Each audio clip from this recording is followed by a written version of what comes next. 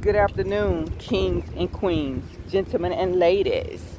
This is Refined Rose back with another video. Y'all, when our children try to tell us about our dates or significant others, if they don't like that person or if they're acting different around that person, maybe we need to listen to our kids or our grandchildren that's trying to tell us something. Or let's say, for instance, our parents, they grow old together and one of them pass away and they get in a new relationship and we try to tell them something about their significant other that they may not notice because maybe they may not be fully healed over the loss of the loved one of their spouse that they've been with for the last 50 or 60 years. But we're picking up on their new person, and this person may be like 70 or 80 years old. It doesn't mean they're good because they're 70 or 80 years old, and maybe our parents or our aunts and uncles should listen to us just as well as they want us to listen about their significant other, because we all pick up on energies, and we need to be sharing with our loved ones these energies that we're picking up on with these new people that are coming into their lives. And in turn, they can share what energies they're picking up on our new person. And we need to listen so we can save ourselves a lot of heartache and headache.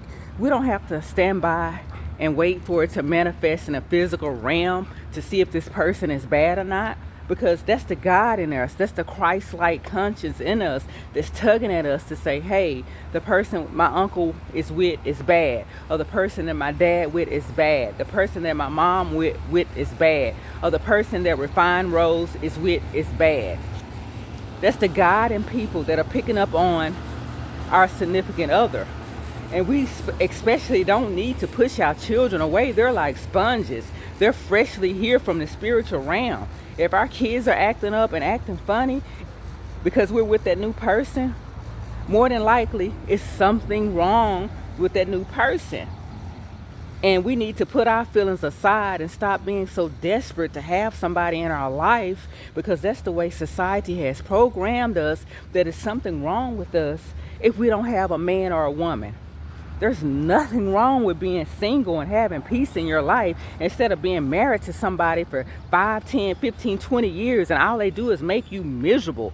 You can't even walk around the house in peace and they're always starting arguments. You can't even have a conversation with them. They're always mad. They're always frowning. They're always snapping on you. Who wants to be married to somebody like that and be miserable? That's probably why a lot of people are cheating in these marriages or in a relationship, because they're miserable instead of being single. And there's nothing wrong with being single. Misery loves company. Those miserable people want you to stay with them because they're miserable and because they want to make us miserable. The sex is not even good anymore. You're just going through the motions. Even the sex is miserable. But we stay with these people because we're familiar with these people. And other people pick up on we're not happy. It don't matter how many pictures they post on Facebook trying to show that they're happy. No, it doesn't matter how many vacations they go on, taking pictures trying to show that they're happy. We pick up on people's energy. We see what's behind those smiles. So let's not let society fool us to think that we have to have somebody in order to be happy. Look at all these people in these toxic relationships that we know of in our own families.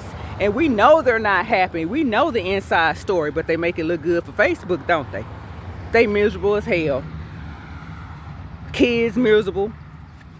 Their parents miserable because they bugging their parents. Their parents know that they're not in a solid, happy relationship. We don't have to suffer in silence. We can talk to each other and help each other out. We can come together in our comments and vent our stories.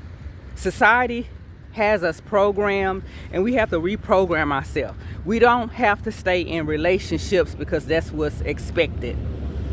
That's all I have for now. Refined Rose out. Bye for now.